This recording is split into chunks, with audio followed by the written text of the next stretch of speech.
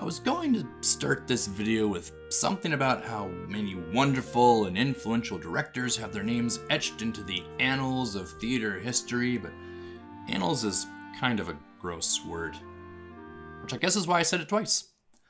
Anyway, for every dedicated and academically vindicated stage director, by the way, definitely a t-shirt phrase, there are countless directors of school, community, and organizational plays who have no formal theater training and no real guidance on how to even get started. And that's a boat that I've been in. So climb aboard.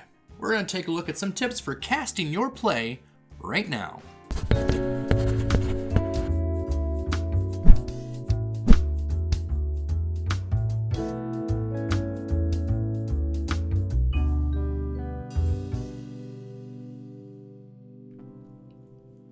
Welcome to Derek Sings Poorly, the channel for theater kids of all ages and the people who tolerate them. I am the titular Derek, directing you to please like and subscribe now, but this time with feeling. Now, casting is not the very first step of directing a play, but I would say it's the first major introduction of chaos into your production. And when it comes down to it, a director's job description is wrangling chaos into coherence. Most of the decisions prior to the auditions were in your control in some way, but you don't choose everyone who comes to the audition, and you don't get to decide how well they do when they get there. So if it starts to seem overwhelming to find a way to make all the pieces fit, take a step back and remember these 4 things. First, what I like to call the 3 visualizations. When your play was written, the writer visualized each character. As you read and prepped the play, you visualized each character, and as the actors read, they are visualizing the characters. Now, why is that important to keep in mind? Because it should remind you that no character is static, and there is no 100% right or wrong way to portray them. Even in the most meticulous and seemingly ironclad character description, you can find some leeway. Don't be afraid to take the chance on someone who didn't match your first thought of the character. Let yourself be surprised and go in a new direction. Second, it's all about chemistry. You're not just placing individual people into separate individual roles. You're building a tiny, interconnected world. So of course, pay attention to scene partners. If you run large group auditions or callbacks, try out multiple combinations and see what interesting mixtures you can come up with. Branch out past the obvious pairs, and while you're prepping, really look at how many characters interact with each other.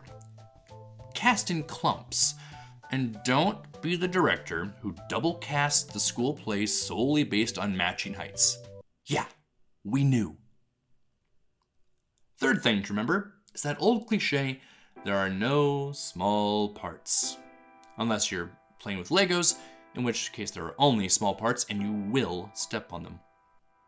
While usually we use this phrase to encourage the actors who may be filling in bit parts, it's also something for you to remember when casting those roles, that they are equally important to the success of your show. If a character only appears in one scene, but you cast the wrong person because your leads all had to be leads, now you have a scene in the middle of your show that's just not going to work. If instead you cast people to their strengths without regard to their status, maybe you end up with a show-stealing performance. Make every part matter. And lastly, trust your team. You're not putting on this show by yourself. Bring in your choreographer, your stage manager, your producer, your costume designer. Get their opinions. Add their perspectives to yours. See if they noticed anything you didn't.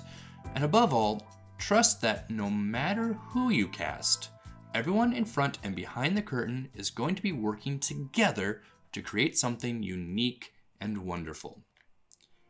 It is simply amazing that any production makes it to the stage intact. The entire life cycle of a play is basically a series of near disasters, so taking on the role of director is its own act of bravery. Just don't feel that you have to do it all on your own. Thanks for watching. Let me know in the comments the thing you most wish you knew before directing your first play. And be sure to share this with the Hal Prince in your life, because next week we are wrapping up our discussion of auditions with a little ready-made pep talk. Peace and all good.